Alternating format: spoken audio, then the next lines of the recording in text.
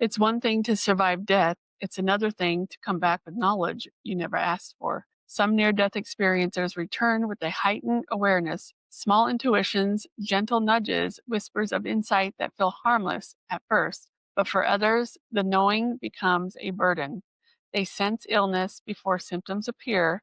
They feel grief before anyone has spoken. They know when death is approaching, not through visions, but through a weight that settles into the body like a storm warning. Tonight, we explore what happens when the gift becomes too heavy, when knowing too much feels like a haunting all on its own. I'm Candy, and this is Half Haunted Chronicles. Most people assume NDE, near death experiences, gifts are beautiful, seeing light, sensing peace, feeling connected, but that's only one side. The other side is quieter, more personal, and far more difficult to carry. Some experiencers can't walk into hospitals without feeling waves of emotions that aren't theirs. Others can't attend funerals because they feel the presence before the service begins. Some avoid crowds because they sense everyone's pain at once. Some can't sleep because impressions don't stop. And many more than you would think wish the sensitivity would go away.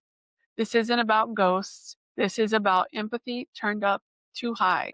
This is about intuition that feels like responsibility. This is living with the weight of knowing. And here are some of those stories carried by too much insight. The nurse who felt illness in her body. A nurse named Marisol had a near death experience at 29 after a car accident. She came back with a strange ability. Whenever a patient was within days of passing, her own chest would tighten in the exact area their illness concentrated. If someone had lung cancer, she felt it in her lungs. If someone had heart failure, her heart raced. If someone had abdominal tumors, she felt pressure along her ribs. Doctors ran test after test on her, and nothing was wrong.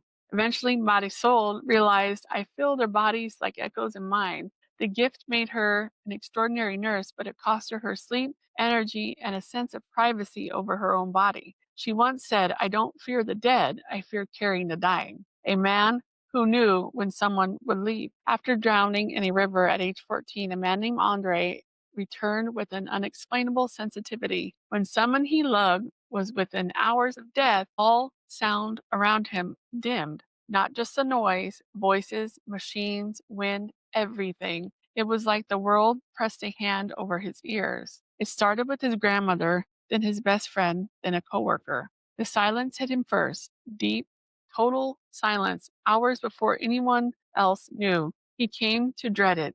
He said, it's not hearing death, it's hearing life step back.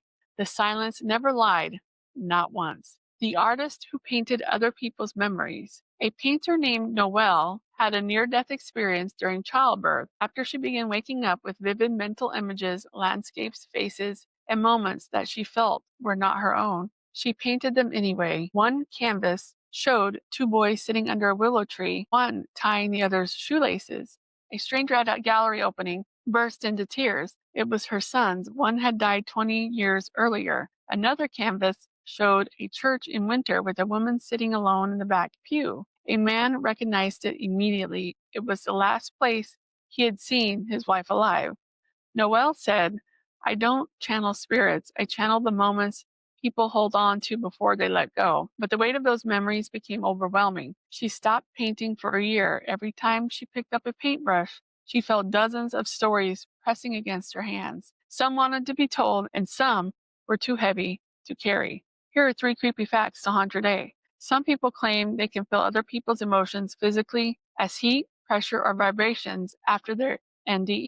A documented group of returnees say their bodies hum or vibrate at night, keeping them awake. Others report waking up with burns or heat marks on their skin after intense dreams or spiritual episodes. We often romanticize intuition, connection, and sensitivity, but for people who survive death, those abilities can be exhausting. It's hard enough to carry your own emotions, your own fears, your own grief, your own life, but to feel someone else's pain in your body, to sense someone's ending before they do, and to hold other people's memories in your hands, that's a weight few people are prepared for. Near-death experiencers don't talk about these things to sound special. Most talk about them because they're scared, not of ghosts, not of death, but of living so open that the world touches them more deeply than they can handle. The weight of knowing isn't knowing death, it's knowing life in a way you can't turn it off. And maybe the hardest part is learning how to live with that much truth. Tonight, we carried the burden of those who came back from death with perception sharpened beyond their ability to control it. Next time, we shift to the realm where NDE's after effects blend into the paranormal completely. Apparitions, unexplained visitors, the return of people the experiencer once met on the other side. Until then, stay curious and always, always stay haunted.